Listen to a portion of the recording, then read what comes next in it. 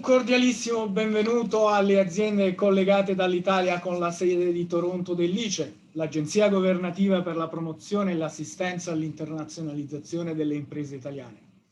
In occasione della presentazione della Fiera Host Milano 2021 al pubblico di operatori canadesi che avremo alle 17, sempre su questo collegamento Zoom, vogliamo introdurre il mercato della ristorazione e dell'ospitalità in Canada in favore del pubblico di aziende italiane dei settori fornitura, ingredienti alimentari e semilavorati, attrezzature e macchinari per l'Ho.Re.Ca. Le informazioni e i dati di mercato di questa giornata potranno essere richiesti gratuitamente scrivendo a toronto@ice.it e registrandosi all'area clienti del sito web www.ice.it. Tutti gli interessati ad approfondire aspetti della commercializzazione dell'offerta italiana di forniture per gli operatori di servizi di ristorazione e ospitalità canadesi potranno porre domande ed osservazioni nell'apposita finestra di dialogo con i relatori e scrivere più diffusamente all'ufficio ICE di Toronto e Montreal. Partner di ICE Agenzia in questo webinar è naturalmente Fiera Milano con Francesca Cavallo, che naturalmente non ha bisogno di presentazioni al pubblico di operatori ed espositori italiani. Pertanto mi riserverò il piacere di introdurla al pubblico canadese, di operatori canadesi che si collegheranno più tardi. Voi naturalmente rimanete con noi fino alla fine. Partner di ICE Agenzia in questo webinar è e non poteva non essere che Restaurants Canada, l'associazione nazionale che conta 30.000 aziende canadesi di ristorazione e forniture professionali, che presento subito, ringraziando della loro presenza autorevolissimi esponenti di questa associazione. John Lettieri, importatore di prodotti alimentari dall'Italia, titolare della rivendita di generi alimentari online Lettieri Grocery, della catena di fast food Hero Certified Burgers, della catena Hero Virtual Kitchens e della Lettieri Espresso Bar.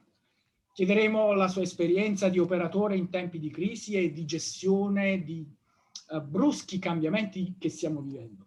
John, welcome. Welcome to the webinar and thank you for your presence here today. Italian companies interested in business success stories like yours will appreciate hearing your tips and tricks for helping new potential suppliers enter the market in these difficult and unpredictable times, looking at resurgence and post-pandemic recovery. John, your food service business follows trends that the North American market has been experiencing for years. I'm referring to online purchasing, home delivering, e-billing, e-payments, and providing services that are even more digital. John Lettieri's contribution will inspire new activities for promotion imports from Italy. Thank you, John, for staying with us. Thank you for inviting me, and it's a pleasure here to be with Host Italy and with my co-participant today from Restaurants Canada and ICE, and also the Italian Trade Agency and Host Italy. So thank you very much for having me here today, and I'm looking forward to the discussion.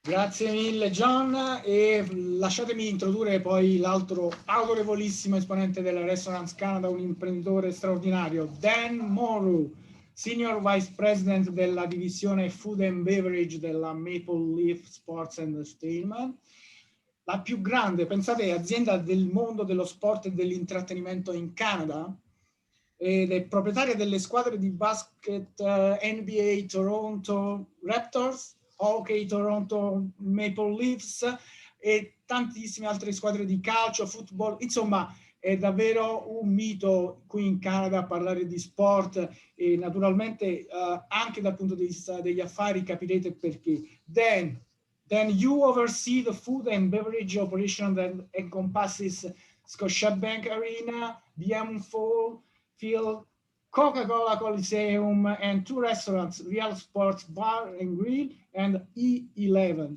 So on any given night, Your food and beverage operation provides food service to over 60,000 people. What is changing in the catering arena's landscape then? What are you looking for at Host Milano 21?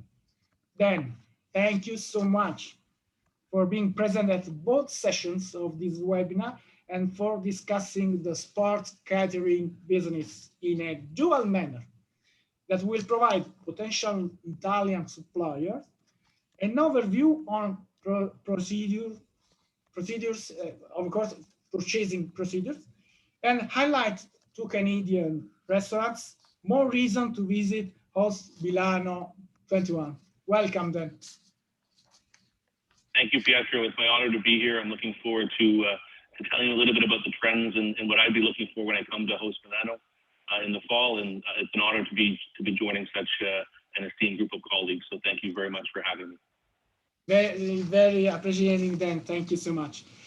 And Troy Taylor, let me introduce Troy Taylor, is currently the Vice President of Operations for Restaurants Canada.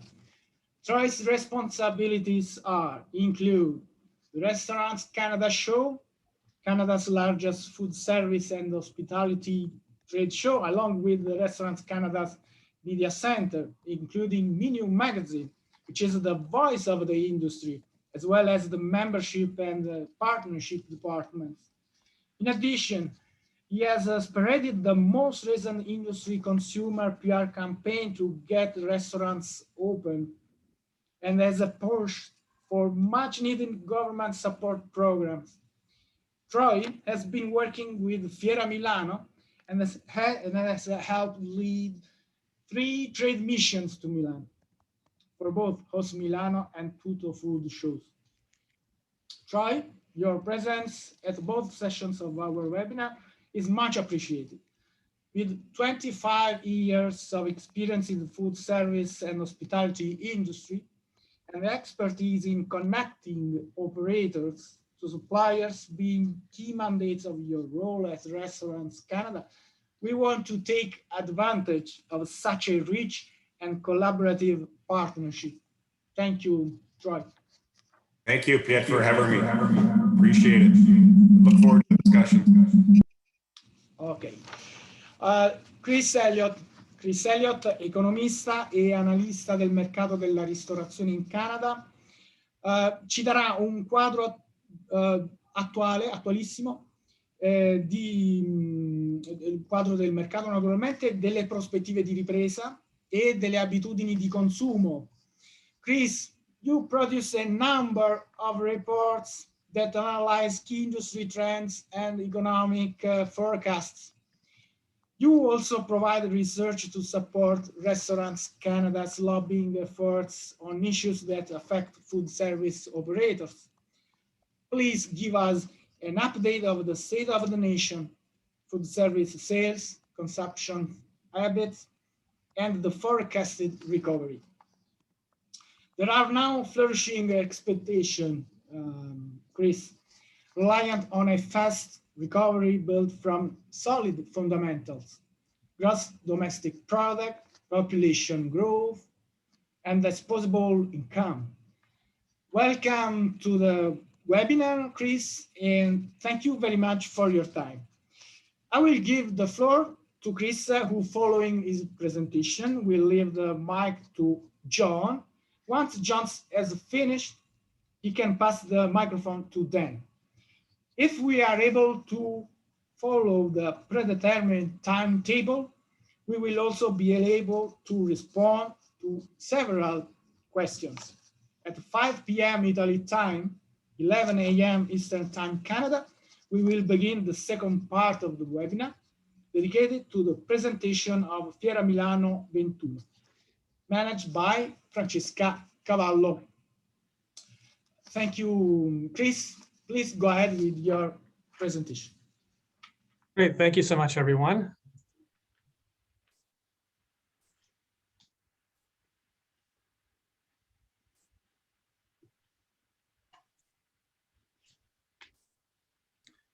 So good afternoon, and it is absolutely an honor and a pleasure to be here today to talk to you about the latest trends in Canada's food service industry. Before I dive into what the latest trends have been, I want to take a little bit of a trip down memory lane. I want to talk about Canada's food service industry before COVID.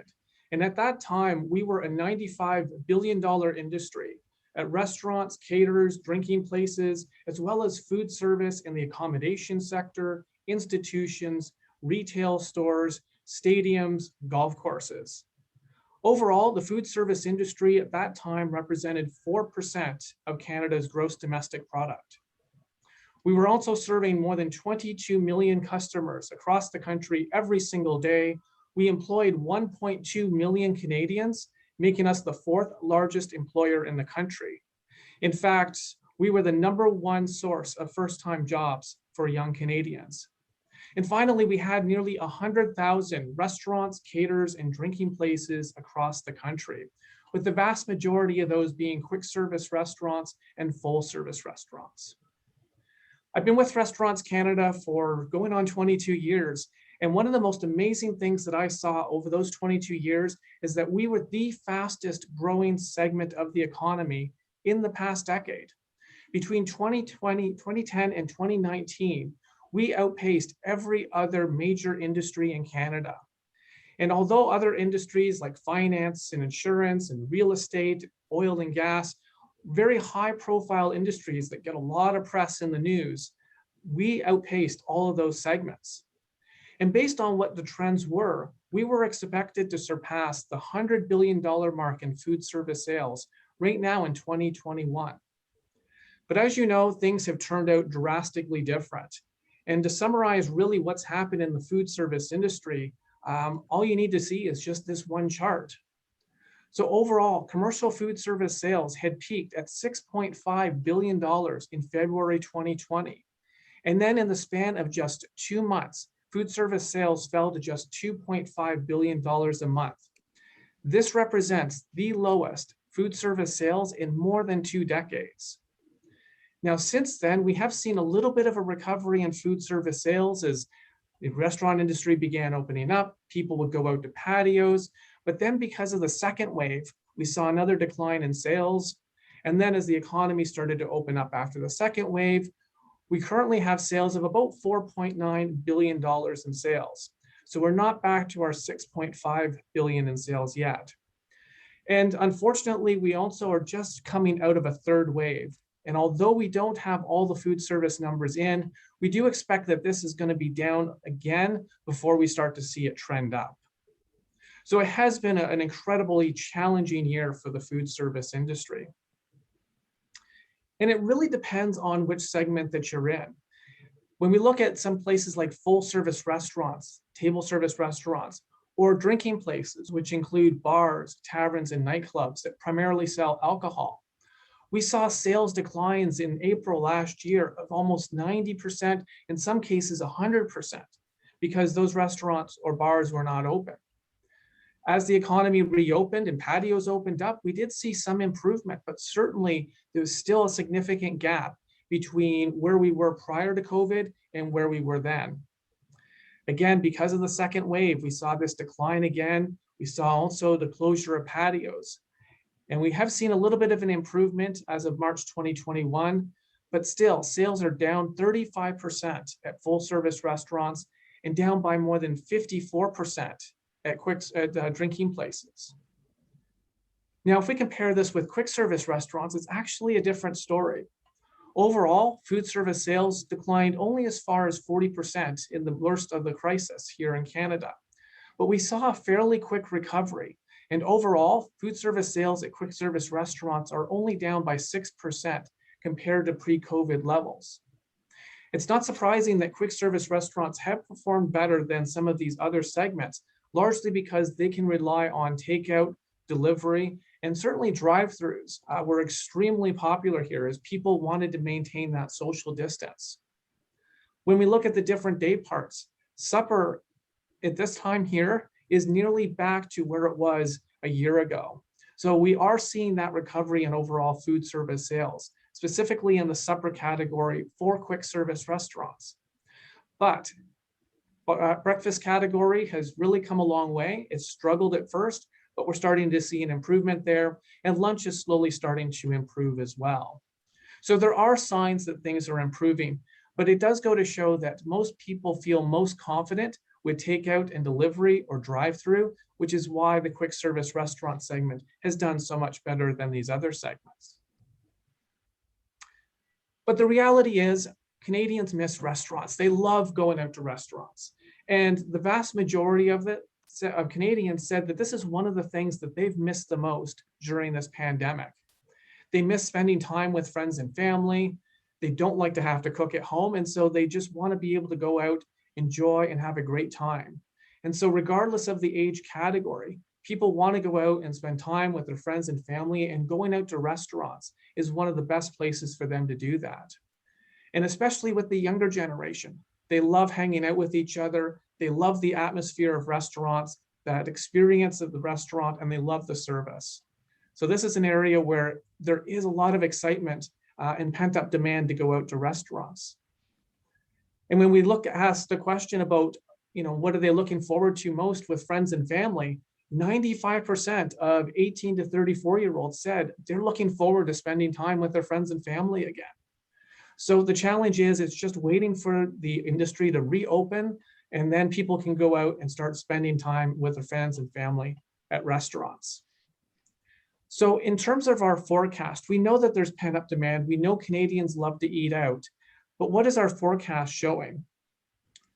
So at Restaurants Canada, we have a mathematical model that we use to help forecast food service sales.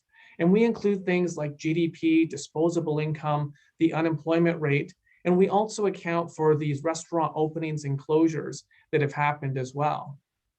And when we look at quick service restaurants prior to COVID, sales were on average about $8.5 billion a quarter. They did fall to $6.1 billion in the second quarter when most of the economy was shut down, but then have quickly recovered. And overall, we expect to see that sales will continue to recover, especially starting in the third quarter of 2021. By then, the economy will start opening up. We're having more people vaccinated, and so more people are allowed to go out and spend more money. And so this is going to lead to a steady improvement in quick service restaurant sales, so that by the end of 2024 or 2021 or early 2022, we'll be nearly back to pre-COVID levels. And what we're seeing in the United States is that they've reopened very quickly, and this has led to quick service restaurants recovering faster than other segments. And so we're expecting that same experience here in Canada. Now, where things are a little bit different is on the full service restaurant side. So prior to COVID, full service restaurant sales were averaging about $8.7 billion a quarter. We see that sales plummeted to $3.2 billion as most full service restaurants at that time were not offering any type of takeout, delivery, and they couldn't offer any on-premise dining. We did have a bit of a pickup once patios opened up, but because of the second and the third wave, sales have really struggled over the past 3 quarters. But again, what we expect to see is that starting in the second half of this year, food service sales are going to start to improve. Patios will reopen. A lot of people will be able to go on-premise dining in certain provinces. Number of cases in COVID-19 are falling. We're also seeing an increase in the number of people vaccinated. So all of that is going to allow the economy to open back up. What we also see is that they'll continue to grow into Q4 2021. But much unlike the United States, we're not getting that full recovery really early on. And this is largely because business dining and international tourism are not expected to fully recover. So it's not until about the third or fourth quarter of 2022 that we see that full recovery in full service restaurant sales. So looking further ahead, what we see is that food service sales fell by 28% in 2020. And even though it was a very devastating year, there were some forecasts that were thinking that this might be a 50% decline. So as bad as it was, it certainly could have been a lot worse. What we're seeing though in 2021 is not that big of a recovery. And this is largely because the weakness that we're seeing in the first half of the year. Things will definitely pick up in the second half of the year, and then we'll see that full annual sales of $75.9 billion by 2022. So nearly returning back to pre-COVID levels. And then as international tourism continue to grow, we'll see food service sales continue to expand. And once we include the non-commercial sector, such as accommodation and institutions, we will get back to that $100 billion sales goal. Now, part of the challenge is in terms of how quickly people go back out to restaurants. And one of the trends that we're seeing is that young Canadians, especially the 18 to 34-year-olds, are most enthusiastic about going back to patios as well as to indoor dining. But what we see is as you get into older age categories, such as 55 and older, only about 55% or so are willing to go back immediately or within a few weeks of reopening. And this speaks to the comfort levels and sort of the concerns that Canadians have. They feel very comfortable going to patios, a little bit comfortable with the traditional table service restaurant indoors. But then when you get into indoor dining at quick service restaurants or going to a bar, there's a little bit more of a concern, whether it's a young generation or older Canadians. So a little bit of a difference than what we're seeing in the United States, where there's just this pent-up demand and people are ready and willing to go out. Here in Canada, a little bit more of a slowdown, but what we will see is that by the time we get to the end of 2021, more Canadians are going to be excited about going out to restaurants. So for 18 to 34-year-olds, more than 90% will have been going out to a table service restaurant, either for the patio or for indoor dining. And even when there was a little bit of a concern initially for quick service restaurants or going to bars, we're starting to see those numbers improve. In the end, we have only about 5 to 10% of Canadians that said that they're going to wait until 2022 to go out to restaurants again. It's also important to know that about 30% of Canadians are waiting for a vaccination or waiting for us to reach herd immunity before they will go out to restaurants. So the faster the vaccinations happen, which is something that we're now seeing here in Canada, the quicker that we can see those recoveries. And this is going to be great news because once people start going out to restaurants, especially when it comes to indoor dining, they're going to go out more often. As I said, there's a lot of pent-up demand. There's accumulated savings, and people want to go out and they have the money to spend. And so overall, 26% of Canadians said that they're going to go out more often than what they did before the pandemic. And if we look at just 18 to 34-year-olds, this number then climbs to 33%. So very exciting times for Canada's food service industry. Where there's a little bit more of a concern is when we talk about going out to bars. And you saw this in some of the data that I talked about before. While about 13% said that they're going to go out more often, we have about 20% that are saying they're going to go out either less often or probably avoid it from now on. So for drinking places, it's going to be a little bit of a longer recovery in order to get people coming back out to bars like they did before. And part of this is just getting people acclimatized and back out to restaurants. They're so used to being at home. They're so used to social distancing. So it will take time to get people to get out and be comfortable again. Some of the big question marks that really impact our forecast, though, deal with international tourism. So overall, international tourism accounts for about $4 billion of Canada's food service industry. So this is a very big number. And last year, and so far this year, sales by international tourists are down 97%. So what we need to see is a recovery in international tourism. And overall, the OECD is predicting that global tourism is not expected to return to pre-crisis levels until about 2023. So this is one of those big unknowns that we're currently watching. One of the other biggest trends that's happened, and this is really on a global scale, is more people working remotely, because this is going to definitely impact the downtown core of a lot of places if a lot of people are working from home. And studies done here in Canada and the US estimate that 25 to 30% of the Canadian workforce will continue to be working from home multiple days of the week to the end of 2021. So this doesn't really impact overall sales because people will still go out and spend at restaurants. But what it does impact is where they spend. So they will continue to have breakfast or supper, and occasionally lunch. But rather than spending it downtown in the financial district, a lot of those dollars will be spent more in the suburb areas. So we could see that shift from downtown core, where it used to be very busy, a lot of restaurants, more towards the suburban areas where it's less busy, but now more people are working from home. So one of the big trends that we expect to see. Overall, 3 minutes to the conclusion. Perfect. So eight out of 10 restaurant operators said that they think that the restaurant industry has changed forever because of COVID-19. And what we've also found is that 95% of operators have made all these changes are going to keep many of the changes that they have made. So only 5% of the restaurants are going to get rid of those changes. And what changes are there?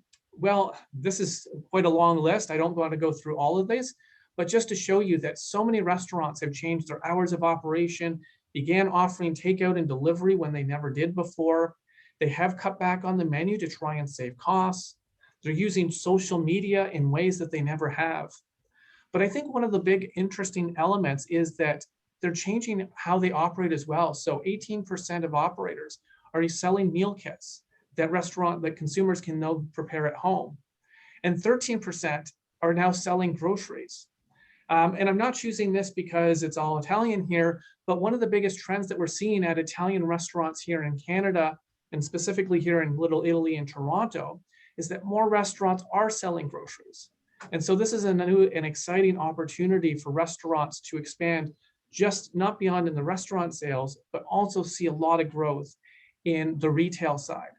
And so restaurants are starting to look a lot more like grocery stores, where prior to the pandemic, a lot of the grocery stores were starting to look like restaurants. So in the end, I'll talk a little bit about our forecasts and say that we look very optimistic about the future. We've just got through the third wave. We're starting to see restaurants open up. Containment measures are starting to be removed. And so quick service restaurants are expected to return back to pre-COVID levels, if not by the end of 2021, then certainly early 2022. But for full service restaurants, it's probably going to be closer to the second half of 2022 that we see that full recovery.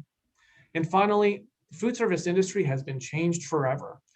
Many restaurants are going to be keeping many of the changes that they have made.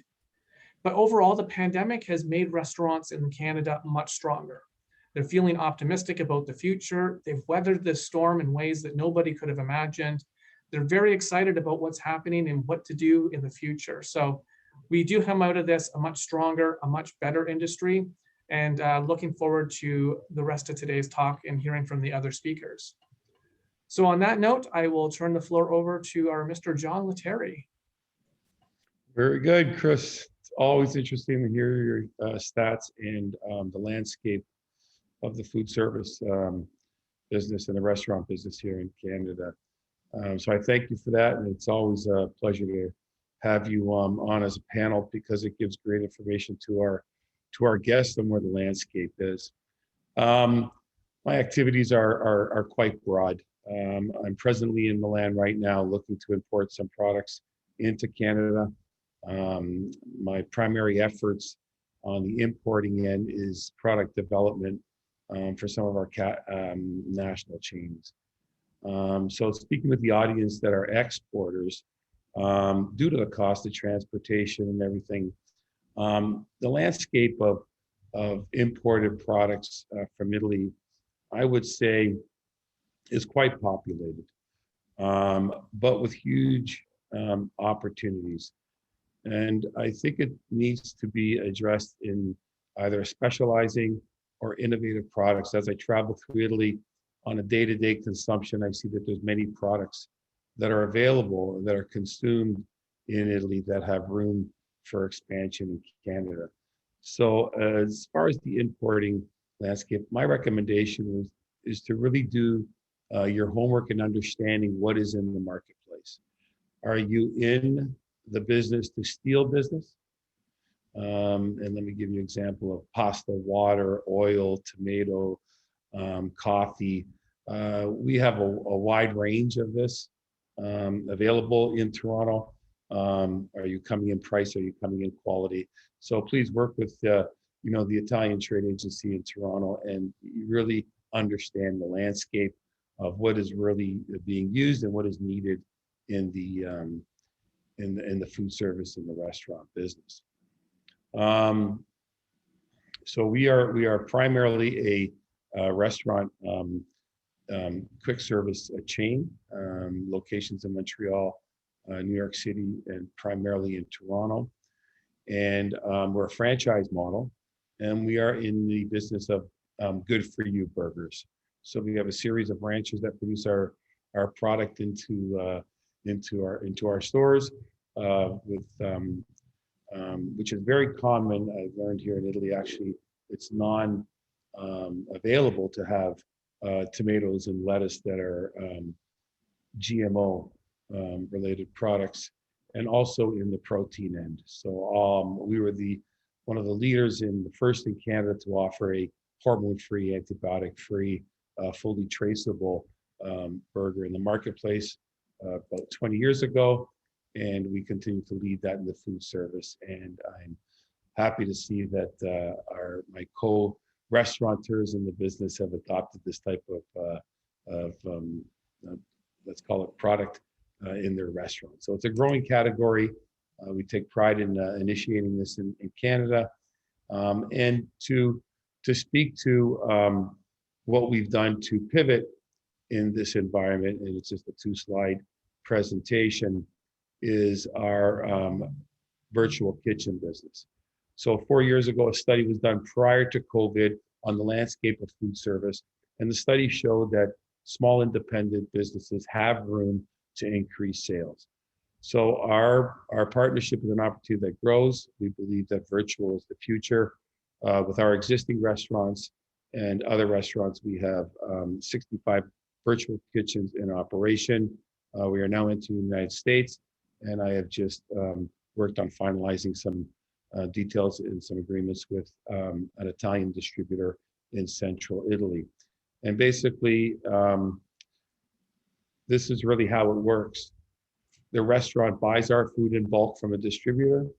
The restaurant cooks the food, and the delivery aggregates deliver the food. It's a very simple process. Probably the most complicated thing in selling this concept is the simplicity. So we take care of all the marketing. We take care of all the supply chain with our local distributor. The restaurant just has additional sales. The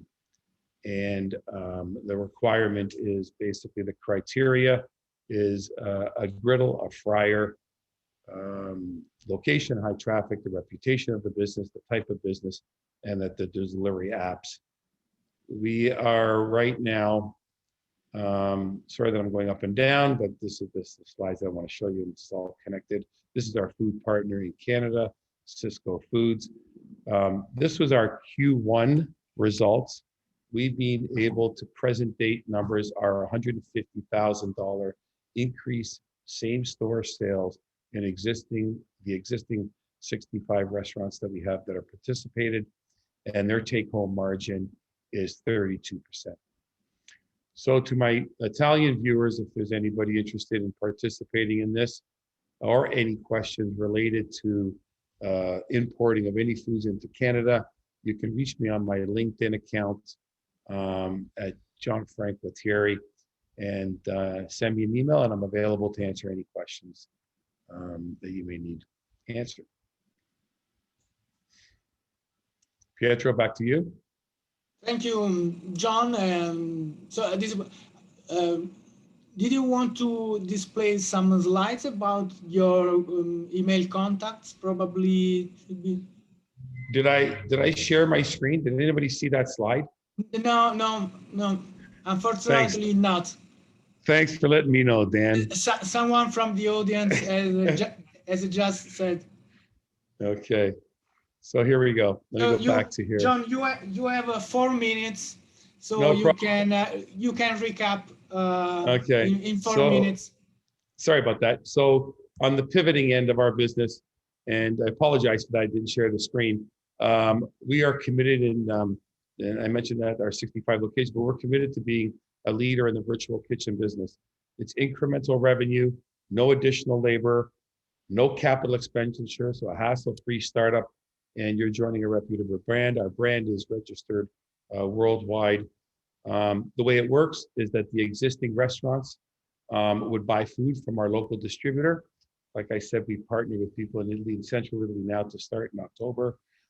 They would purchase the food in bulk. Your restaurant would cook the food. We would develop our marketing strategy for your neighborhood, and you will be giving the food packaged to the local delivery and or pickup. Everything is virtual. Your training is virtual. If you're in the restaurant business, we're not going to teach you how to cook food. We're just going to teach you how to cook our food. Goes through the delivery apps. Very easy criteria. You need a fryer, a griddle, a hood. We definitely need a high traffic area, great reputation in your business. As long as our products align and you have the delivery aggregates in the area. These are our economics for Italy. For the first 100 stores, there will be no $100 monthly fee. It's 8% of your sales goes towards our royalties. And in Italy, the initial order is only $600. And that's it. If you go to heroburgers.com, go to business opportunity. We partnered with a Cisco in Canada. Annual sales. Like I said, our first quarter was $110,000 increase same store sales. We're at $150,000 right now. And the take home dollars to the restaurant is 32%. These are the 4 brands that we have available: Hero Certified Burgers, Hero Fried Chicken, Hero Seafood, which is the fish and chip program, our plant-based program, and pizza. In Italy, we will be starting with strictly Hero Certified Burgers and Hero Fried Chicken. Thank you so much, John. We have the time, just 1 minute to reply to this question for you. Ghost kitchens, are they here to stay? How do you foresee the industry responding to this new trend? In 1 minute, John. I think ghost kitchens are going to stay. I think the dark kitchen or the cloud kitchen format has a little bit more legs. But yes, there will be definitely shared space hospitality in the kitchens as the output is always more output. Even pre-COVID, restaurants can always do more sales, and I don't think they're going anywhere. I think it's here to stay, and it has a lot of potential to grow. Thank you so much, John. Perfectly in time. Dan, please, the virtual floor is yours. Thank you, and hey, John, thanks very much. Listen, and for those of you who don't know John well, he's probably the most innovative restaurateur that we have in Canada. So he's been on the ghost kitchen trend before COVID. It's phenomenal to see the growth that's going to happen. Let me quickly share my screen here.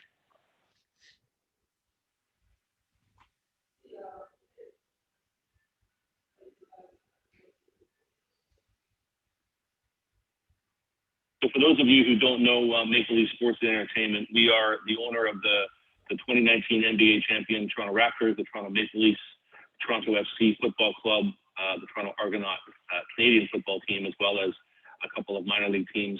I just want to draw your attention to the top right. We also are in the restaurant business. We have a 2,700 square meter sports bar. It holds about 900 people called Real Sports Bar and Grill, as well as a smaller restaurant called 11. So our annual volume is just above 100 million Canadian dollars. It's a good sized business that we have, driven primarily from our stadiums, arenas, and events. And so I wanted to share with you today some trends that we're seeing on the arena and on the event side, so that when I come to host Milano in the fall, these are kind of some of the things that I'm going to be looking for as we develop our strategy moving forward. So the first thing that we're seeing is that our customers have learned to order from their phone.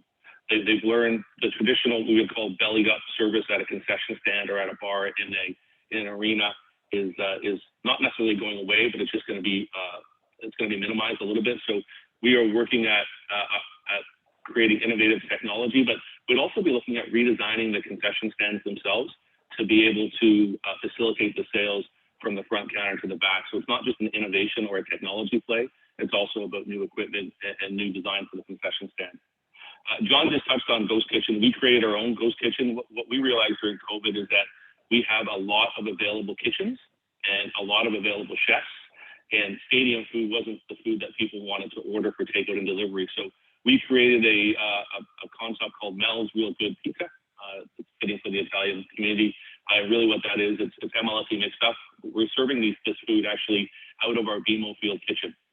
So it's out of our soccer stadium kitchen, and we're anticipating sales in the $1 to $1.5 million range for the first year. So it's a good size number for us. And we actually are planning on creating a couple of more ghost kitchen concepts as well that will come out of our other restaurants and kitchens. So someone asked the question earlier if they thought that ghost kitchens were here to stay, and I agree. I think you're going to see restaurants creating innovative brands that can be sold out of existing spaces to drive sales. The third trend I wanted to talk about, and I know that Chris brought this up, is we pivoted from social gatherings and events. The Toronto downtown core virtually was empty for a number of months. People are still not eating or dining together in a corporate setting. And so we created take-home meals and packages, and we packaged those with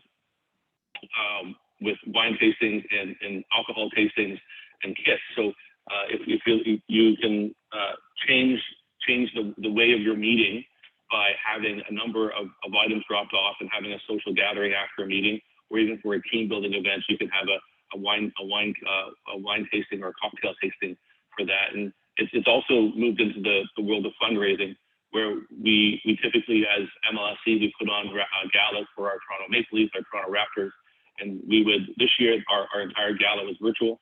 And what we did was we sent them out about 550 meal kits that allowed people to eat and drink at home while being social in an interactive way in a digital fashion. So when I come to Italy in the fall, I'll be looking for packaging. I'll be looking for technology. I'll be looking for how do we continue this trend, because I think it's going to stay. I think you're going to see a bit of a hybrid model develop where you're going to have some people who will consistently work from home. And I think Chris's data showed that.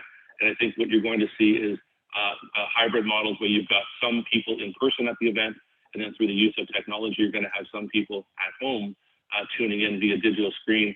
And we plan on servicing both sides of that through the meeting industry as well as through the shipping of food to their home. And then the final trend that we're starting to realize now is around staffing.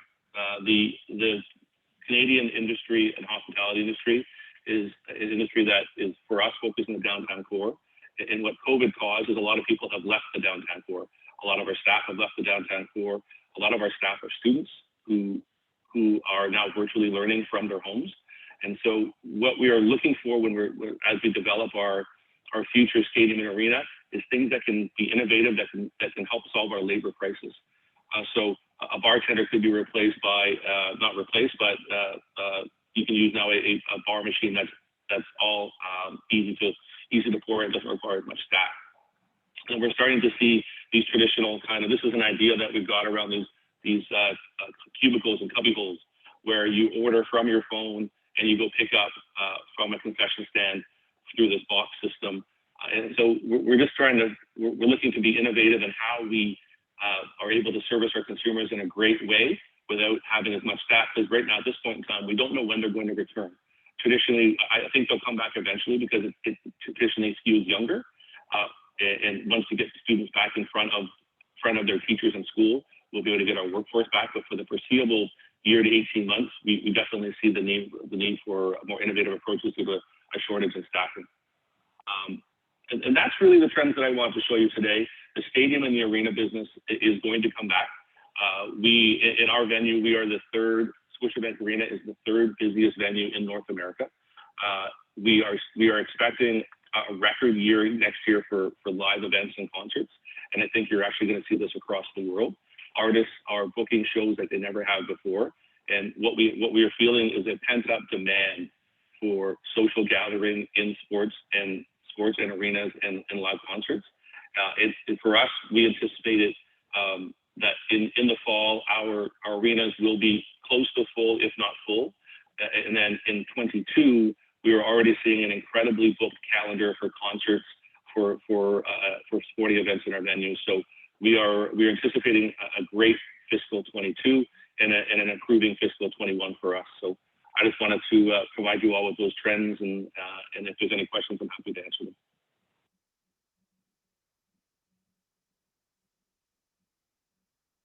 Then, thank you very much.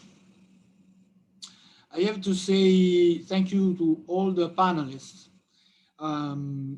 Your presentation raised a lot of questions, and actually there are a lot of questions. We have 15 minutes before opening to the Canadian audience this webinar.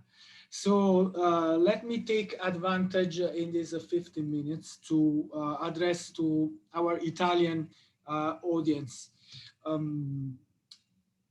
Grazie mille di tutte le domande che sono pervenute. Devo dire, siccome sono davvero numerose, vorrei assicurarvi anzitutto che saranno debitamente risposte tutte, e stiamo organizzando anche una sorta di atti del convegno con tutte le informazioni che abbiamo avuto oggi. Grazie anche alle vostre domande, faremo in modo di metterle in condivisione con tutti. Ci sono un set di domande cui appunto i nostri trade analyst, e veramente vorrei approfittare di questo momento per introdurvi quelli che sono gli analisti di mercato che tutti i giorni lavorano non soltanto a questo webinar, ma alle richieste di assistenza, alle iniziative promozionali, tanto da Toronto quanto da Montreal. Da Montreal, Giulia Casale, che ringrazio. Grazie, grazie Pietro. E da Guelph, una cittadina vicino Toronto, o un altro dei nostri capisaldi dei trade analyst, Piero Titone. Piero, non ti sentiamo.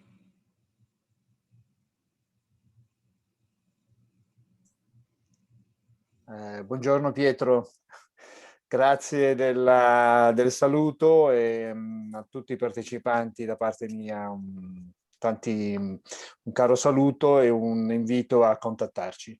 Grazie. Grazie mille Piero, grazie a voi e dello sforzo quotidiano che vi vede coinvolti. Se puoi spegnere il microfono, Piero, cortesemente. Dicevo, molte di queste domande sono state distribuite anche presso altri trade analyst che naturalmente possono contribuire e contribuiranno a questa giornata. Tra queste, giusto per rimanere diciamo nel nostro panel, vorrei porre alcune che riguardano anche il caffè, perché è una delle componenti diciamo importanti, evidentemente sono esemplificative del nostro pubblico di Host Milano 21 e di questo webinar. Alcune di queste: what is the organization of distribution in Canada in order for us to export food products for restaurants? What are the main problems that arise during importation? E questa domanda, this is a question some way John answered during his intervention, but if you want to add something, he is welcome. Then there's a new trends in coffee catering. Here, I don't know if John too can answer. He is the owner of the Espresso Lettieri bar, but Chris Elliott or Dan Morrow too. The other couple of questions are: what is the current situation and what are the future perspectives regarding the distribution of coffee machines in the Ho.Re.Ca sector? And what do we need to be made aware of for the cook and chill on the side of the Canadian market? How many and what are the main brands related to refrigeration currently in the market? Yeah. Naturalmente quest'ultima domanda forse coglie un elemento della supply chain, della lavorazione, diciamo, agroalimentare, che può essere estesa anche ad altri campi della nostra analisi di mercato. Il bello di Host è che va dalla meccanica, diciamo, al prodotto beni di consumo, e quindi ci fa molto piacere poter estendere diciamo, queste interrogazioni a tutto il nostro staff.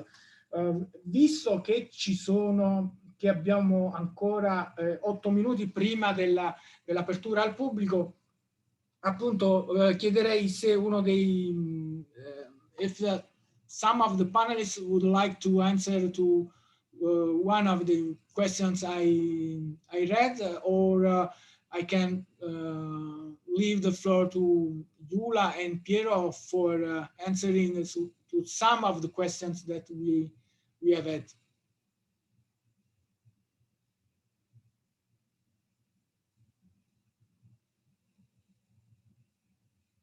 Okay, I could take the lead on, you know, about espresso, the question about espresso machines. I really think that, you know, in the Toronto area, for sure, Dan can speak of that as he's in the business. There's not a lack of coffee machines and available to us. There's quite a bit of programs, you know, the likes of all the independent importers of the machines, and also, you know, the likes of the Lavazzas of the world that have put a big staple into the Toronto food service sector. I think where there could be some more attention is maybe on the service end of it, on the training, on how to making a great coffee. I think we can get espresso anywhere in Toronto. I think the challenge is getting a great espresso. And I see it quite popular here in Italy, where there's quite a bit of certifications related to making the bartender a barista in all sense of the word. So my recommendation to anybody that's looking to sell a machine, please attach it with some type of formation or some type of certification on, you know, how to make a great coffee. If not, us operators that want to deliver consistent are always directing ourselves to the pod and the capsule type programs that are available to us. Thank you very much, John. Gyula, Gyula or Piero? Sì, Pietro. C'era anche una domanda dell'operatore che voleva sapere un po' le quote latte nel gelato, quel genere di domande. Se vuoi brevemente accennare al genere di domanda e possibilmente una pillola nella risposta, perché naturalmente sono molto breve, molto diciamo articolate, che richiedono poi uno studio delle certificazioni e naturalmente si entrerà nel dettaglio. Però ecco, giusto per dare un flash. Certo, assolutamente, perché poi possiamo rispondere anche via mail senza nessun problema, anzi incoraggiamo, come ha detto il collega Piero, a scriverci, naturalmente, così possiamo approfondire la risposta, no?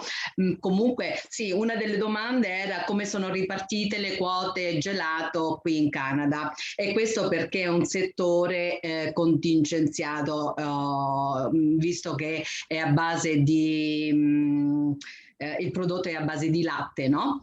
Ecco, il solo modo di, se non si posseggono già le quote, è quella di farne la domanda. Ma chi può fare la domanda? La può fare il candidato che è già attivo nell'industria o nel settore del gelato. Questo vuol dire un fornitore o un distributore, altrimenti si possono acquisire da chi ha già in possesso queste quote. Grazie mille Gyula, grazie mille. Piero, se ci sei, ecco, devi accendere il microfono, Piero. Gyula lo spegne e Piero lo accende. Piero, mi piaceva, allora, in base alla tua larghissima esperienza e nelle tue, diciamo, nella tua operatività quotidiana, perché ci vede diciamo sul pezzo con le promozioni presso la GDO. Volevo dare seguito a quella domanda proprio dell'operatore che ci chiedeva incontri commerciali con GDO, come li possiamo creare, che cosa stiamo facendo perché diciamo, possiamo avere sempre maggiori chance, perché naturalmente la GDO sappiamo per tutti gli operatori piccoli, medi e a volte anche grandi è sempre un grande scoglio da superare. Che cosa sta facendo l'ICE per per fare in modo che i piccoli produttori possano concorrere sempre più e meglio ad un'offerta presso la GDO che sia accessibile loro? Prego, Pietro. Ti ringrazio per la domanda. Volevo solo precisare che la richiesta era pervenuta da una società che produce macchinari, attrezzature per la GDO, quindi per la preparazione di cibi. Quindi, benché tu abbia accennato che forse a una problematica che sorge per i prodotti alimentari. Per quanto riguarda i prodotti alimentari, ovviamente chi non ha le credenziali o le omologazioni necessarie per lavorare con la GDO, ovviamente è quasi impossibile, perché in Canada tutti i supermercati, le GDO, richiedono le certificazioni internazionali come la British Retail o la Food Safety Certifications. Quindi ovviamente si tratta di prima di tutto ottenere una certificazione che permette alle aziende di lavorare con la GDO. Dopodiché il nostro lavoro si svolge naturalmente con i contatti diretti con la GDO. Per questo noi stiamo lavorando organizzando una serie di attività, tra cui la promozione alimentare del Made in Italy con alcune delle più importanti GDO qui in Canada. Ovviamente questo ci offre un canale preferenziale, quindi tramite questi contatti che abbiamo possiamo ovviamente assistere qualsiasi azienda che abbia necessità di entrare in contatto con i buyers della GDO. Ovviamente, come dicevo prima, un contatto diretto con il GDO è sempre difficile, molto più, noi suggeriamo sempre in ogni caso a un'azienda di avere un importatore che li possa fare da tramite, quindi le GDO ovviamente non tutte lavorano direttamente con i suppliers italiani, la maggior parte opera tramite food brokers, importatori e agenti. Grazie Piero, spegni Prego. Per favore il microfono. Thank you so much Piero. It's time on behalf of the ITA, the Italian Governmental Trade Promotion Agency, to extend a warm welcome to all the businessmen and women and all professionals of the food service and hospitality industry who are joining us from Canada today. I'm not alone in extending to you our greetings. There are Italian businesses, suppliers of equipment, accessories, and ingredients and foodstuff for the food service and hospitality industry that have been streaming a webinar on how to do trade with Canada. So Host Milano is an event that simply cannot be missed. It uncovers what is needed to create a successful place, from raw materials to semi-finished products, from machinery to equipment, and from furniture to the table. Troy Taylor, thank you, Troy, for co-hosting this event with me. Troy, I am so glad you have been working with Fiera Milano and helped to lead 3 trade missions to Milan to both host Milano and Tutto Food shows. This year, the 2 shows will be jointly organized. What can we make it so that Canadian operators can participate? Troy, I will leave you to moderate the session surrounding Canadian operators. Have a great webinar, everyone.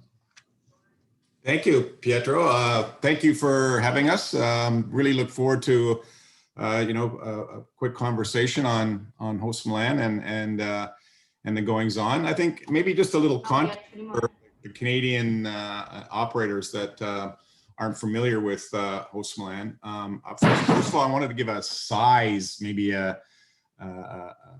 of a scope on how big the Host Milan is. At Restaurants Canada, I host the largest food and beverage show in Canada, and we have the Enercare Center booked. If any of you have been down to the Enercare Center, you probably know the size, and if you've been to the show, you know our size. We're pretty excited about our show. We've actually announced today that we're going to go live, and one of the things that I'm hoping to hear today is quite frankly the process and what Host Milan is going through, because they're going to be ahead of us, and we'll be able to get some learning from what they do. So I'm looking forward to hearing that today. So first would be, when we talk about scope, we've partnered with Host Milan for several years now. They've came to us and asked us to help them bring Canadian operators to Milan to look at products and all the services that the show actually provides. So we started with a small delegation originally. I think we had a dozen or so people, and then up to the last show, I don't quote me on the number, but I think we were plus 80 odd people that we brought over as a trade mission to Host Milan. So we were really excited about doing that, and the people. Dan Morrow, who's on the line, was one of our guests this year, who had a visit to see the show, and he'll give his perspective on what he saw as well. But from my side, I must say that the depth and width of products is quite frankly overwhelming when the first time you go. Like I said, we're the size of the Enercare Center, and I believe Host Milan is 7 or 8. Of the actual Enercare Center building. So it is quite monstrous. And in fact, when you schedule meetings, they have an app that actually tells you how far it is between sessions or between booths. So if you can't just kind of walk across the hall, it takes you 25 minutes to walk to the other side of the grounds to actually see, to actually visit another potential pavilion, which is amazing in terms of scope. So one of the things that for me is that in our partnership, the amount of trade and the amount of interactiveness is improving. I want to say exponentially, but certainly increasing. I know in the session before, John talked about the number of products that are coming in from Italy now, and I think. What the show is doing is and what we're hoping to do is opening, more doors for trade. Sometimes I feel like we're doing the government's job, that they should be kind of working on some of the trade stuff. But I think we've been fortunate enough to bring up people to the show, and they've been very benefited by the number of products and the services that they see at the show. So we've been excited. Host Milan is extending the offer again for us to bring delegates to the show. So I'll leave my email here. So those that may be interested in attending, who are owners and operators, we will certainly be putting a list together. We're really hoping that we come out of this and are allowed to travel very quickly or shortly. As I said, our show's in February, and we're hoping that we're going to be live in February, and we're hoping that the Host Milan show's mid-October, third week in October, and obviously we're hoping that we can be able to travel a hell of a lot sooner than that. And if so, fingers crossed, then we will again be hosting a delegation to go to the show. So. Pietro, back to you. That's kind of a little bit of an introduction on what's there. I mean, we can talk a little bit about, the actual show itself. Besides the size, as you guys can imagine, they have John would know this. They have a coffee pavilion that's literally the size of the Restaurants Canada show, which is overwhelming when you talk about the number of products that are available. So participants who come will really see products from literally all over the world. And as well as, you know, I think Host Milan prides themselves on innovative products. So the stuff you'll see will certainly be leading edge. And I find that, you know, it seems like Canada sometimes, even North America in some cases, is, you know, are a year to, you know, 18 months behind some of the new products, which is great. So when you go over there, you certainly get educated on what's going on. As well as they have the world, you know, bakery competition there. So you get to see some of the top people on the baking side and the stuff they do, which is, I guess it's their Olympics, they call it. And I got to tell you, it's pretty exciting to watch the countries come and participate. So from my standpoint, a fantastic show to go to. We're fortunate to partner with them here. And I'm hoping, 2 thumbs up, fingers crossed, knock on wood, that we'll be able to travel and be able to go again this year. So today, what we wanted to talk to, yeah, fingers crossed. Today, we wanted to talk a little bit about from Host Milan itself to try to get a sense of what they're doing and how they're going to welcome the world. I know I sit on a North American panel, a world panel, and a Canadian panel on shows. And you get to kind of hear what's happening. And as you guys would know from the US standpoint, they're opening, everybody's starting to open. Some of our suppliers this this past weekend, we're down in a show in Florida that they said was probably 70-75% full from, you know, prior COVID, which was to me great. A lot of states or a lot of shows in the States, especially Vegas shows, are coming back. So everybody's sort of coming back to life. And in Canada, I know Alberta's announced that they are coming, or they're opening. Quebec's announced that they are opening. BC, I think, is announcing a week from now that they are starting to bring shows back. So we're all starting to slowly go. So I think, you know, the Host Milan show will probably be one of the largest ones to be first on the market, if you will. So we'll get a good sense today of what's happening. So Pietro, back to you. That's kind of a little snapshot of what we want to chat about. Thank you very much, Troy. Thank you very much. You always effective.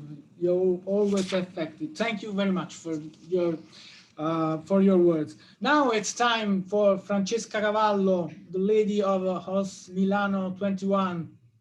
Hi, welcome. Francesca. Good afternoon, everybody. Thank you so much for this opportunity. Thanks to Troy as well for the passion that I felt from your side, and also to the presentation and the discussion that comes up with John and also with Chris Elliott before. So thank you so much. It's really, really important from our side. So I just would like to share with you some information regarding the host exhibition. Okay, so as you know, obviously, Host is the International Hospitality Exhibition that takes place every 2 years in Milan. So next edition will be held as a live event from the 22 to the 26th of October in Milan. This edition will be held together with the Tutto Food exhibition because due to the COVID situation, Tutto Food is usually an exhibition that takes place on May every 2 years, and is devoted to the B2B for agri-food ecosystem and food and beverage world. So that means that on October, you will see the entire field industry of the hospitality and the food and beverage as well, so all together. And what I would like to talk to you about also is regarding during the recent years, how trade fairs change on that sense, because today trade fairs, we have a main role. It is that just to add value, okay? Is that just to give the possibility to create international networking as a platform to create networking between all stakeholders in the supply chains. So our main role is really completely very, very huge. I mean, in that sense, and above all in the recent, year due to the pandemic as well, also the meeting methods has accelerated this evolution from events, also as to media, but also as partners of companies, because we support the companies completely and constantly, try to support them in terms of export, of innovation and business development, because we try to identify also the new markets, the trends, thanks to the investment and the events that we organize every edition. So the exhibition will be the 42nd edition. And as I told you before, just the investment is different. The value is now is different compared to trade fairs. And for example, last Monday, we organized on a webinar, Host for Future webinar, where we talk about the design. We talk about how design with all its features could be at the service of hospitality to improve the guest experience. So is everything that is completely different compare normal, surface. We have just to add value together with the companies. Last edition in 2019, just to give you an idea, we welcome more than 2,200 companies from 55 countries. And as you see, the international size of host is a 40% in terms of exhibitor side. And here you have the top countries that you can see from, mainly from Germany, Spain, France, US, UK, and Netherlands as well. These are just top 6 countries. We have in the host exhibition, the exhibitors are, all the companies are main manufacturer companies from the 55 countries, divided in the different micro sectors. We are just, you can see companies, the manufacturer companies from food service equipment and bakery and pizza and pasta, as well as raw materials for that sector, as well as accessorize manufacturer. At the same time, with the gelato and pastry sector, you can see, for example, companies that work in raw materials, but as well as machines for gelato, for chocolates as well, and accessorize, and also create educational also during the exhibition and so on, as well as the furniture and technology sector together with the tableware. So the entire hospitality industry takes place in the 5 days during the exhibition with these micro areas. Always in 2019, we welcome more than 200,000 operators, so the professional operators from 171 countries. As you can see also from that information, the international exhibition of host just consider a 40% of internationality. So the main top countries that you can see are from visitors coming from Spain, Germany, France, Switzerland, China, Russia, Greece, UK, Romania, US. So this is only the top 10 countries, but you really meet all over the world, because as you can see that from 2019, we welcome more than 171 countries. The target of visitors that you can meet is absolutely in target with the hospitality industry completely. So from dealers to distributors, restaurant chains, hotel chains, so large scale distributions, consultants, chef, architects, consulting firms, so cruise industry, airports, hospitals, and so on. So really the whole entire hospitality industry. Host confirmed also in 2021, we will confirm the same investment in the hosted buyers program that we organize every edition together with the Fiera Milano team, as well in collaboration with the Italian trade agency and our associations, trade associations all around the world, because we recruit and we invite, in 2019, we will invite approximately 950 hosted buyers from 80 countries, because we create a sort of, thanks to an online platform, we create a match between the offers of exhibitors together with the buyers that we invite. So they have the possibility to meet directly the offer inside the platform and physically during the exhibition. So this is a very huge investment for host, and this is because we recruit the buyers, try to keep always the high profile of the buyers, thanks to the association, the trade association, and also to the Italian trade agency. And that's why we constantly identify the new high profile buyers from markets with the greatest margin for growth. Just to give you an idea, the analysis allows us to identify the markets that are most receptive to premium prices, the segment where made in Italy products are positioned. So for example, the US and Canada are also among these numbers. And here, as you can see, really the visitors that came in from 2019 that we welcome are arriving really from all over the world, mainly from Europe, but we have also from US, from Canada, so from South America, so really all over the world. Here you have the general, the fairground, where we have obviously the 3 main gates. We have gate west, where we have also the mainly arriving from airports. When we have the gate south, and Gate East, where we have the metro station, the train. So is everything connected perfectly with the city, with Milan. So this is also an important information. As I said before, this edition host will take place together with Tutor Food. So in 5 days, you really will have the possibility to meet all the entire hospitality and the food and beverage world directly in the Fiera Milano and Fiera grounds. So the trade fairs are hosted every year in Fiera Milano, approximately most 25,000 exhibitors and 4 million visitors, and generate revenues of 46 billion euros for Italian exhibiting companies alone.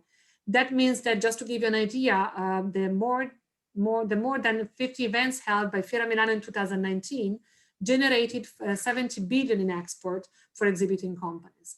This is what I said before, is that today trade fairs is just, we have to add value with the companies, okay? So it's really an important role that we have.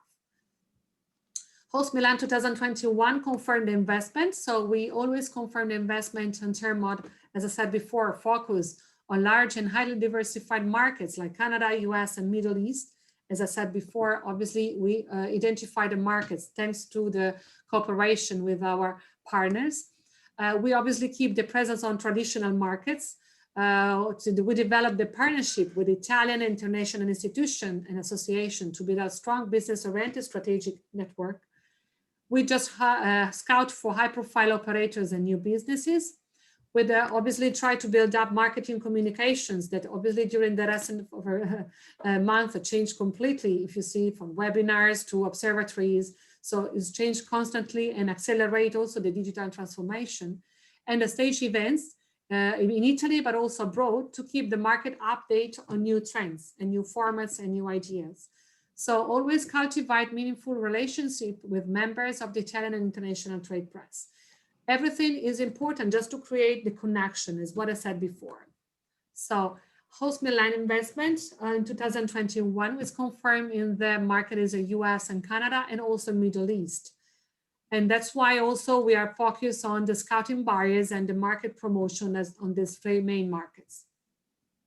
Because as I said before, we have a dedicated buyer program because we invite buyers really from all over the world, thanks to the partnership that we have with the associations, international and national ones that we have. We have 12 national associations and 16 international associations as partners of Host, together with the Italian trade agency that work with us on that investment, on that focus. Obviously, just to create an event and to keep the investment, we have to thinking about the media plan. So we have the support on communications about obviously international and national media press with the journalists, radio, outdoor, with social networks and so on. So we just keep the investment also, the international ones in all over the world. And together with this, obviously, we are working constantly and also during the recent years, we work a lot in communications because obviously we didn't have the possibility to travel to promote the exhibition physically together with the companies, but we keep the contact with them constantly. And as I said before, as partners, and at the same time, we just improve a lot the communication. So the different methods that we have to build up in terms of communication. Thanks to the newsletters, to the observatories, to the press office, the communications, as well as events. So at the same time, we organize, obviously, we invest a lot also on events. And we keep, for example, the investment on the innovation events. It is the Smart Label Award. It is our innovation events in cooperation with the Poly Design and is sponsored by the IG, the Design Association that we have, so the International Design Association. So this is a very important investment also that Host confirmed, because we believe that Host could be a platform just to create networking, but also to present innovation. And this special edition 2021, it for sure, that could be probably a different edition to give a sign of recovery for the hospitality industry. This is the main important thing that I think that we need, everybody needs probably. As I said before, the partner associations, we have national ones, but also international ones that we have from Italy, from Spain, from Canada, like Restaurants Canada, Baking Association of Canada, Interior Designers of Canada, the hospitality industry. the Ontario Convenience Store Association, because also from the Convenience Store Association, also the companies request, for example, this kind of different opportunities. So talking with the companies, we try to understand that the markets, but also the profile, the right profile to invite directly during the exhibition. And thanks to the greater the partnership that we have with the associations. Then at the same time, we obviously, due to the situations that that everybody, I mean, during the recent year, live with the pandemic, we created this huge platform, this huge project that is Fiera Milano platform.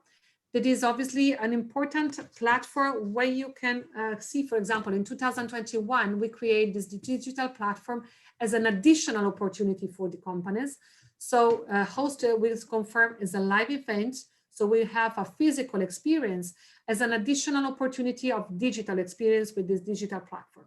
Because thanks to this digital platform, the exhibitors can have the possibility to load their offers completely. So they load, for example, they can load thanks to the Fiera ID and dedicated portals and to Expo Plaza and the app, they can absolutely have the possibility to create the offers, to load their offers like catalogs, photos, pictures, presentations, to create stories, for example, and at the same time have a direct contact with the visitors and operators, okay? So that maybe they have the possibility to come directly and physical during the show. So they can chat and video chat with them, because we will open this platform before the show, during the show, and also after the show. And this could be an opportunity, obviously, to create an additional opportunity of business. Okay, so to create connection and keep this connection from now on to the future. So this will be an instrument that also our companies keep from now on to the future. And it is very important investment that host confirm, obviously, this special edition. And the majority of Italian operators believe that digitization followed by technological innovation and sustainability and circular economy are the keys to recovery in the medium long term. So, well, Host was among the first events to focus on sustainability and circular economy. As I said before, I talk about the Smart Label Award. So that could be, I mean, a great, picture of what Host could be. This could be really an opportunity to create connection, to present innovation to the companies that are that we welcome more than 2,000 companies, manufacturer companies in this industry. And thanks to the digital platform, this could be an opportunity to have the entire networking completed.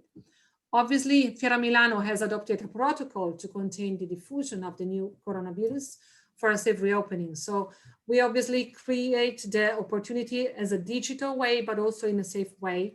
Okay, so we just absolutely, we're ready to welcome exhibitors, buyers, organizers, and also visitors, just to be in a very total safety trade fairs events taking place in our exhibition and congress events. So we are absolutely ready to welcome all of you, just in a safe together. And absolutely in a digital way, you have the possibility to create connection before the show, but at the same time to have the possibility to visit Host 2021, that will be a sign, that's for sure, to recovery for the hospitality industry. Thank you very much. Thank you so much. Thank you, Francesca. Thank you very much. Troy, co-host, you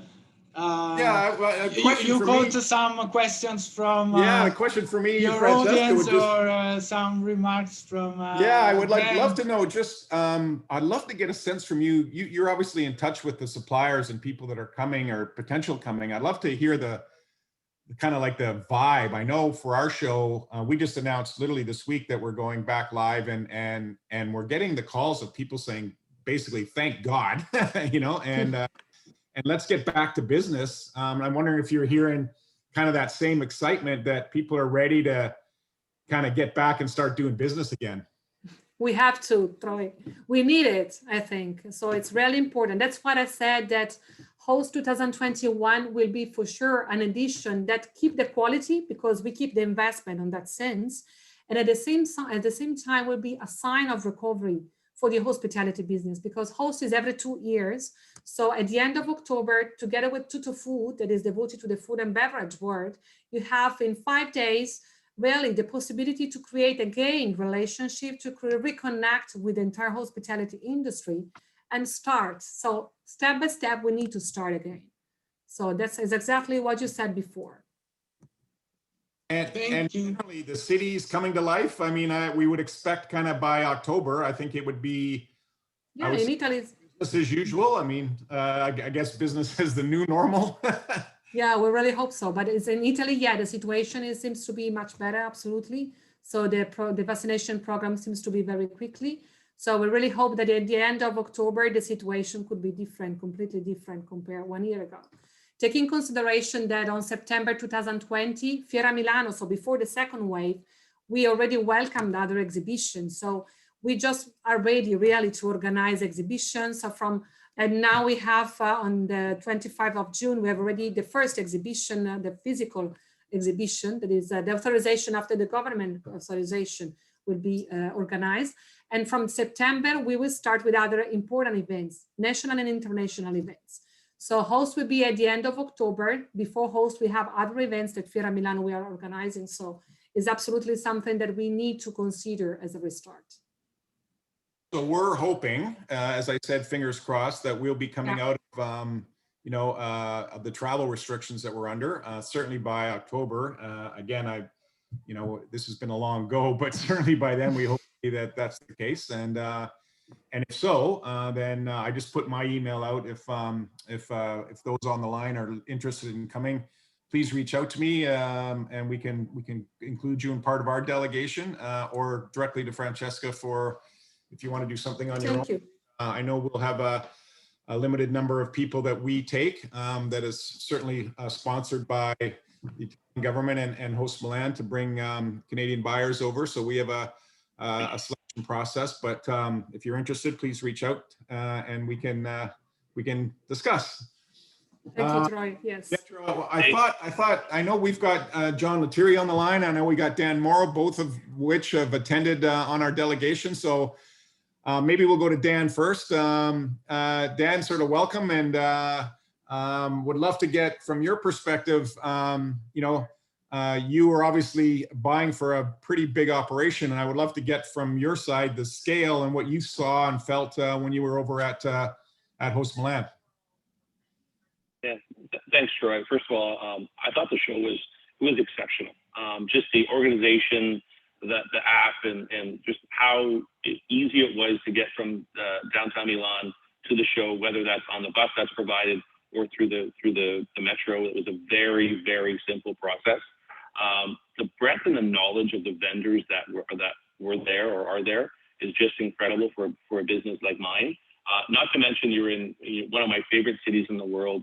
Milan is a beautiful city. They are cutting edge when it comes to restaurants and bars, and you get to show, but you also get to see a city and a country that is typically a year to year and a half ahead of us. So for me, it really opened up opportunities for the business and relationships that I still had today. Sadly, COVID hit just afterwards. And so I met with several vendors in Toronto after the show for some things that we were looking at doing. A lot of innovation-focused stuff, restaurant design, and small wares and small equipment.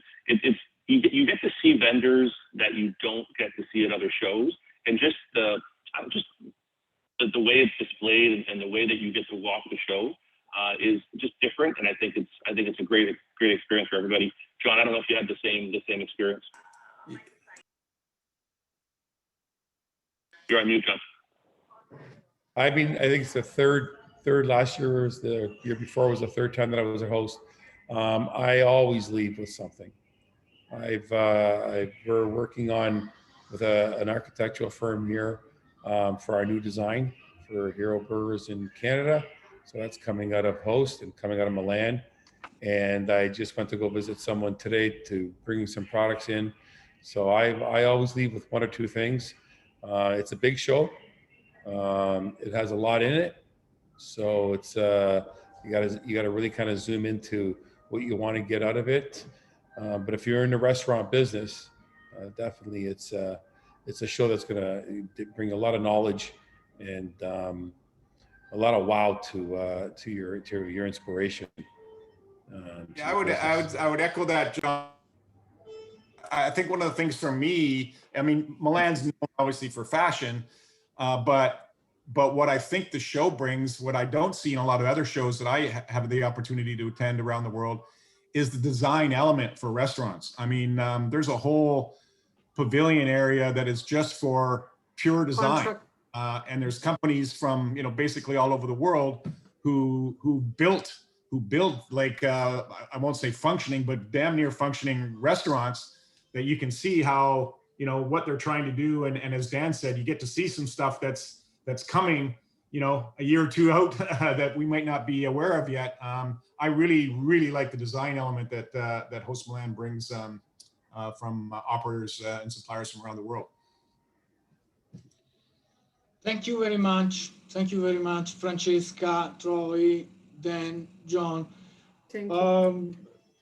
It's not time to go ahead with trade data. Probably the time expires, and probably I don't want to bother more with trade data. Just only, but if the colleagues can display, if not, just to display 3 slides supporting what you were saying. And so a very strong relationship between Canada and Italy. In the first slide, we can see commercial type manufacturing of vending machine. First slide, go ahead, Andrea, please. Of vending machines. Yeah, the first one is 33.1. See? Commercial type manufacturing of vending machines, stoves, ovens, coffee makers, cooking equipment, and food warming equipment. Canada has been growing in the last 5 years, not only as a producer and exporter, but also as importer, even though export growth is faster and higher than import growth.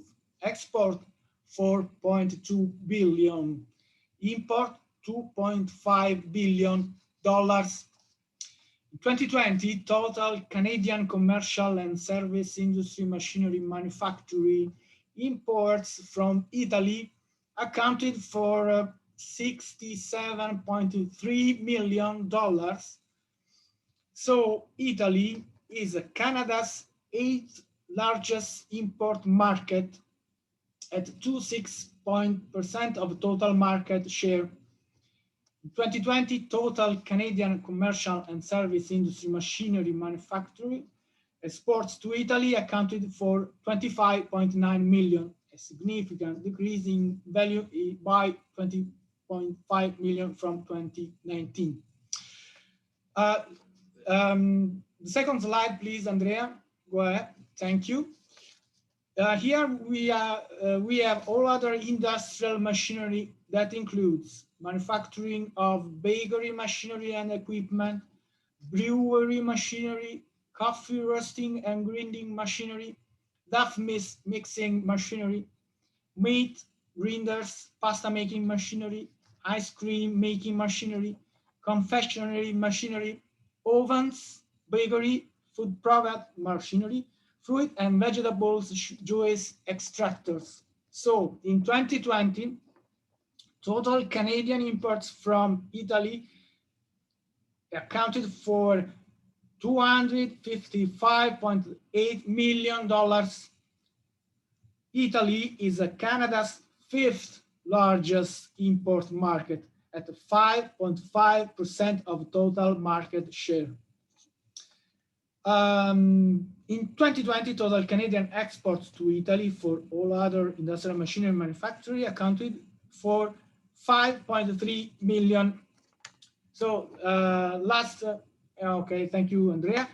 This industry comprises establishments primarily engaged in manufacturing furniture designed for use in households and institutions like schools, churches, restaurants, and other public buildings. So in 2020, total Canadian imports from Italy for household and institutional furniture manufacturing accounted for 67.7 million, decreasing by 14.7 million in 2019. So Italy is Canada's fourth largest import market at 2.4% of total market share. In 2020, total Canadian exports to Italy for household and institutional furniture manufacturing accounted for 114.2 thousand and decreasing in value of 48.3 thousand from 2019.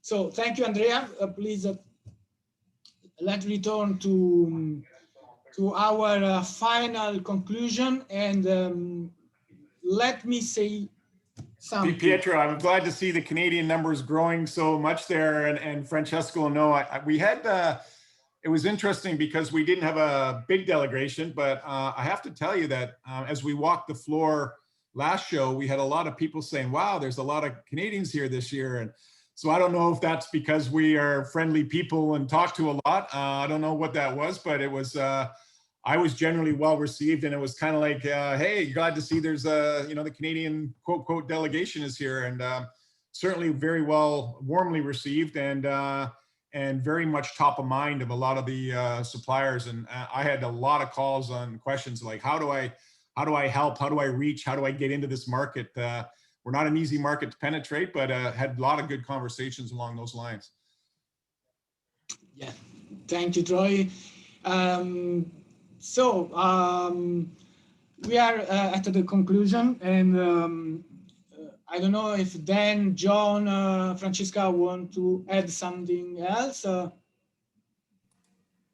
Just would like to say thank you to all of you, obviously to support the host exhibition, but also to believe in the same, I mean, hospitality recovery. So thank you so much to all of you to this opportunity. It was a very interesting discussion today. So thank you so much.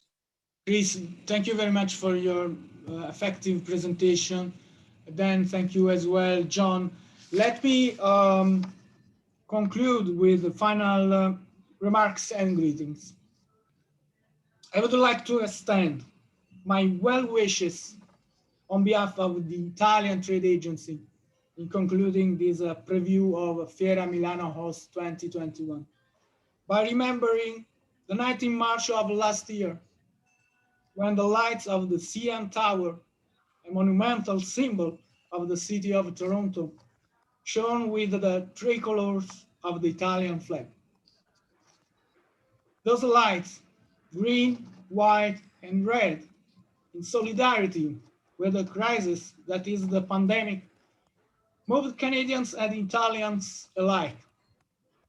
This period of reopening and restarting will see us once again united. The Italian Trade Agency will do everything to support Canadian and Italian businesses who focus on quality commercial relations and quality technologies, equipment, and food. Thank you, and you all the best going forward.